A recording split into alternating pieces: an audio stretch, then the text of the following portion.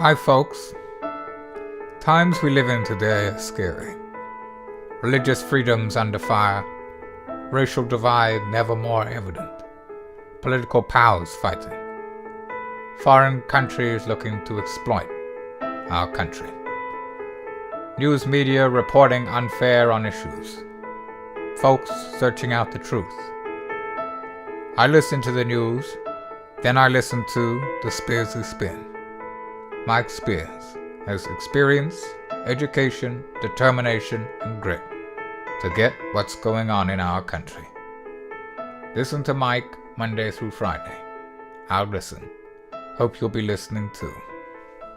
You are now listening to the SpearZ Spin with your host, Mike Spears.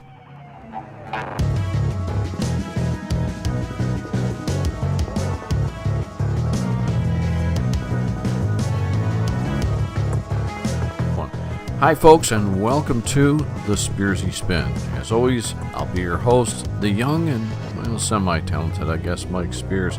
A few things to go over with you today before we get started too much.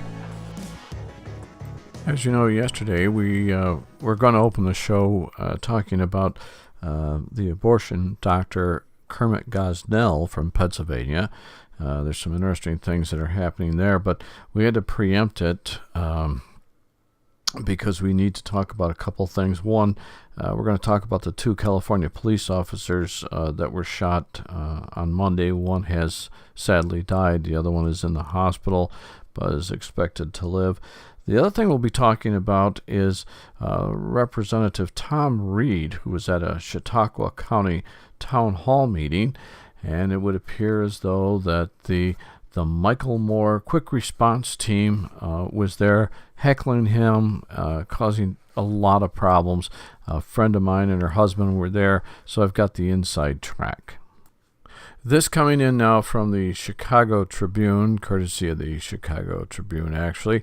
A gang member who was recently freed from jail killed his cousin and stole his car Monday, then shot and killed a California police officer and wounded his partner before being wounded himself. Whittier officer Keith Lane Boyer died, and Officer Patrick Hazel was wounded when they answered a report of a traffic accident in the eastern Los Angeles suburb. A motorist pointed out the location of the car that had been rear-ended and hit the other vehicle, and that's when officers approached the driver, assuming that he was hurt and needed medical attention. But when they got him out of the car, they went to pat him down for weapons. They seen they had these tattoos all over his face and his neck. That's when the man pulled a semi-automatic handgun from his waistband and opened fire at the officers, who were wearing bulletproof vests, and shot back. Sadly, one officer did lose his life in that. The other officer is expected to survive. This is amazing because sadly, we just talked about this Monday, and, one of the things we talked about in our opening monologue, I guess, was police officer safety and the issues associated with our policemen out there today. It's sad.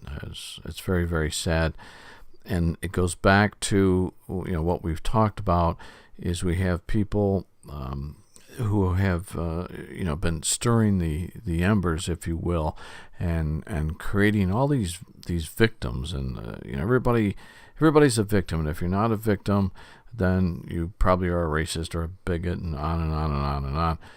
And the recourse here, as you can see, it tends to be violence, especially toward law enforcement, and This is one of the reasons that folks like myself are out here bantering to get an understanding of what's actually happening. But there's a message here, and this message needs to go out to all the bad guys, the career criminals and so on. More and more in this country, there are more men and women getting guns, handguns, legally, and they, either carry them openly or they have a concealed carry permit. But many of these folks are now getting special training through NRA or other programs, and they're learning how to use the gun. They're learning how to shoot that gun. They're learning, how do I aim this gun, and what is bullet termination? In other words, if I miss my target, where will that bullet go? And this is bad news for bad guys, because bad guys, you're really going to start taking a hit, because good people in America with legally licensed guns are going to be assisting police officers, not going to drive by and let you crazy criminal people continue to hurt, maim, or kill police officers. And, they get done with their training, they're a force to be reckoned with. So we have to be vigilant, because we have to watch out for the police as well as them protecting us. This is just tragic. It's sad, and my prayers. I know prayers here for everybody goes out to those officers. I have to take a break. When we come back, we're going to talk about Representative Tom Reed and the horrid hecklers. See you on the other side. You critics don't define our honor. You try to shame us for doing our job. You teach children to fear us, crowds to attack us, and good people to doubt us. But we will never back down from our sworn duty to uphold the Constitution of the United States of America. We wake up every day, put on our badge, strap a gun to our hips, kiss our families goodbye, and put our lives between the law-abiding and any criminal who threatens their rights. We serve people of every color and creed, men, women, and children in violent, dangerous neighborhoods, because they have the same right to life, liberty, and the pursuit of happiness as CEOs, movie stars, and the political elite. We are Americans, and we are the American police officer. We stand with the National Rifle Association of America, and the NRA stands with us. Together, we're freedom's safest place. Don't miss even one show. Subscribe to the SpearZ Spin now. Click that subscribe button and be sure to also click that bell next to the subscribe button so you'll be notified when we post new videos. Hello, this is Captain Jack Sparrow. See, you've already met this dastardly scoundrel who calls himself Mike Spears. That would mean that you're listening to the SpearZ Spin. Right.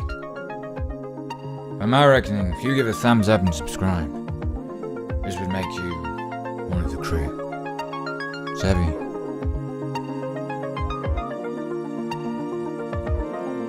Folks, this next thing we're going to talk about is New York State Republican Representative Tom Reed.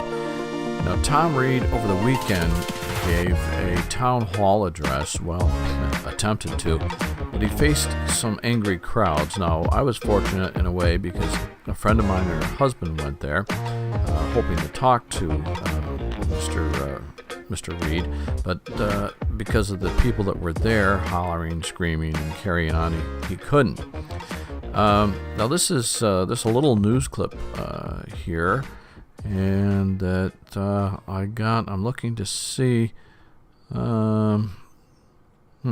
Was written by Jessica Taylor. I don't have a courtesy clip here with it. Oh well, here's what she has to say. New York GOP Representative Tom Reed probably knew what kind of day he was in for when he arrived at the Asheville Senior Center for his first town hall meeting on Saturday. The crowd was so large the gathering had to be moved outside to a slushy parking lot. First and foremost, we are going to repeal and replace the Affordable Care Act, known as Obamacare, Reed said to the outset, using a loudspeaker propped up on a ladder to try to reach the sprawling crowd. Reed's 23rd District, which encompasses the western tip of southern New York and borders Pennsylvania, includes the more liberal college town of Ithaca. It has more in common with the neighboring Keystone State, which Trump carried, than New York City. It's rural, working class, and made a big swing for Trump at the ballot box. But the problem here is that the folks that came to basically heckle Mr. Reed, for the most part, as we understand, weren't even from the area. And if you recall, we talked about this on Monday. We talked about people like Michael Moore, who put together his rapid response team. You know, if you listen to Monday's show, we told you that he was on MSNBC, and he was telling the news anchor there all the different programs that he talks about when, this being Michael Moore, goes out to give these speeches. And he teaches these folks to be disruptive when Republicans go out and talk. And, you know, you see this carried on with folks like Sarah Silverman. And we talked about her on Monday, strange enough. And Sarah Silverman is the one who actually asked or sent a tweet out for the United States military to overthrow the President of the United States. And she's been walking that back more and more. Sarah Silverman is, how do you describe her? I mean, I know how some other folks have described her, but I can't put that on here because we don't allow any adult language. But Sarah Silverman and Michael Moore, kind of out of the same mold with Rosie O'Donnell. You know, they say all this wacky stuff. Rosie was going to leave the United States if Trump got in. Whoopi Goldberg was going to leave. Everybody's going to leave. But, you know, they're still here. But what's happening, you're seeing here more and more and more, is that you have these, as the left calls it, pockets of resistance. Well, it's not pockets of resistance when it becomes pockets of stupidity. Because if you don't even give, you know, the speaker an opportunity to say anything without booing, screaming, Black Lives Matter, screaming, show us Trump's tax returns, screaming, how can the poor have insurance if the Republicans take away the Affordable Care Act. So touching on that, and I don't know because I have no more information about what the Republican House is coming up with regard to a new health care program. But if I'm sure there's a threshold that if you are poor, and what is poor? Well, poor now, they tell me, is if you're under $32,000 a year with a family of two, you're considered poverty. That's what I'm hearing. So I'm assuming that you're going to be, I don't want to use the word entitled, but afforded an opportunity to get either really greatly reduced insurance or possibly even free insurance. But again, we'll have to wait for it to come out. And these people are complaining about Obamacare. Let's take a look back for a quick moment. When Obamacare first came out, 7,000 pages.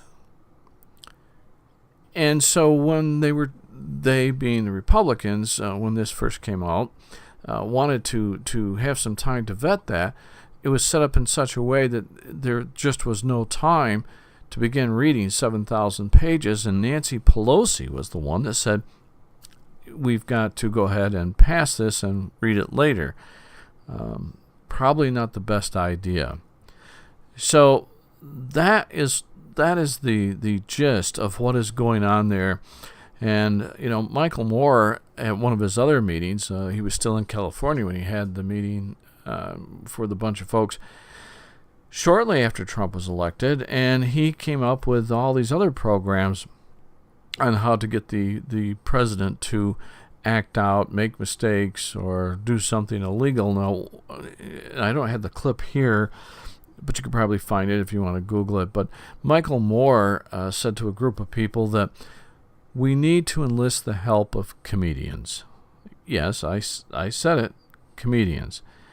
And according to Michael Moore, if a bunch of comedians make jokes about President Trump and pick on President Trump, that President Trump, because of his personality issues, whatever they are, will go crazy and do something horrid and have to leave the White House. Now, Michael Moore had been leaning toward President Trump as being a malignant narcissist and a sociopath. However, when he was doing his talk in California, he referred to the president as being pathological, I believe was his terms.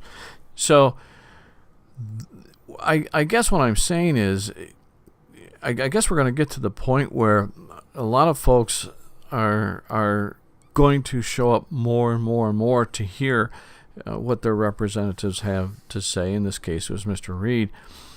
And I'm afraid, though, that I'm seeing some rigidity here with the folks on the left. And I think they're going to probably eventually cross the line at one of these town hall meetings where they're going to become too full of themselves, too full of bravado, and they're going to step over that line. And a lot of the folks that go to these meetings are the ones that voted for Trump exactly because of these same idiots and dummies that do not want a peaceful resolve. And again, they're being misled, especially by Hollywood elites, to do these things. So sadly, my friend never got a chance to talk to Mr. Reed or to give him her letter she had written. Her son has Obamacare, and I don't know the exact figures, but I think last year, I believe she said it was $5,500, and this year, starting in March, it jumps to, I believe she said $11,000. So, again, insanity at its best. There's just no way Obamacare can work overall. So I say let's wait and see what the Republicans bring out. I'm sure that the Democrats are going to look it over and with a fine-tooth comb. We have to have insurance for folks, and especially older folks and poor people. We have to have that. And along with that, we want to make sure that our military folks are being looked after. Folks, I have to take another break. Already been in trouble here. It's not even all week, and I'm already getting yelled at. I have to take a break. When we come back, we're going to talk about Kermit Gosnell. And Dr. Gosnell was the abortion doctor in Pennsylvania. And he, a couple of years ago, thereabouts, was sent to prison for murder. And we'll talk about that. But we'll also talk about the repercussions from this. We'll be back in just a bit. Tell your friends and neighbors about the SpearZ Spin. I know you're watching, so pay attention. You hate my freedom, my religion, and my country. You hate me for speaking my mind. You try to control me with violence and intimidation. You think you can muzzle me with fear? Don't ever confuse me for my politicians or my media. I am an American, free-born and free-bred, and I will call you out for who you are. An Islamic extremist who would kill me for my beliefs. You don't intimidate me. My freedom is more powerful than anything you can possibly do, and I will never, never surrender my rights to your terror. I will say what I think, worship according to my beliefs, and raise my children how I see fit, and I defend it all with the Second Amendment to the Constitution of the United States. I cower to no one, because I am the National Rifle Association of America, and I am freedom's safest place. Don't miss even one show. Subscribe to the SpearZ Spin now.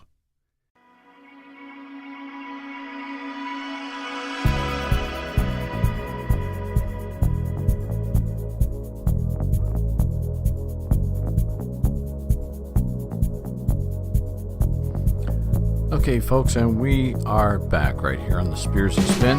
And our last segment has to do with a book that just came out. And this is coming to me secondhand. I believe, though, the story originated at Breitbart. And what it is, this book that's out, it's a story of a serial killer named Kermit Gosnell. And supposedly the book reveals complicated pro-abortion rights media. Now, I have not seen the book. I haven't read the book. Again, this was kind of just handed to me and said, hey, we need to run this, so that's what I'm doing. Now, the story is by Dr. Susan Berry, apparently. Says that she published this on the 25th of January, 2017. Now, the book is about, of course, the abortionist Kermit Gosnell. He's a man convicted of murdering babies that were born alive during abortion procedures. Now, the book is going to bring back the haunting description of his house of horrors. It says it also reveals how the pro-abortion rights establishment media contributed to his long career. Now, in Gosnell, the book, it's the untold story of America's most prolific serial killer. Filmmakers Anne McElhaney and Philip McAleer reveal the full story of the Philadelphia abortionist who was considered a pillar of his community and an advocate for women's reproductive health. The establishment media, embraced the narrative that abortion is women's health care, kept Gosnell out of the news even as he stood trial in 2013. Now, again, the book is Gosnell, The Untold Story of America's Most Prolific Serial Killer. And also there is a movie that's supposed to come out soon starring Dean Cain, as I understand. Now, the reason that we're covering this was because in the book and apparently in the movie, they are going to show extreme liberal bias with regard to the reportings of Dr. Gosnell not reporting, I guess is how you should say that better. Health officials, doctors in emergency rooms were seeing and fixing the results of his butchery, according to the book, and even the Philadelphia Homicide Department was notified about this. So it sounds pretty bad, because even the coroner's office claims that they saw the bodies of women and babies, and apparently, according to the book, all these folks said nothing. Now, this is in Philadelphia. It's not a third world country or a rural backwater in America. And they go on to point out that this shows what happens when big government and regulations that are never enforced when it's politically expedient. So, a couple of things here. I mean, there are some really, nasty things here that came out as to what was happening during his trial.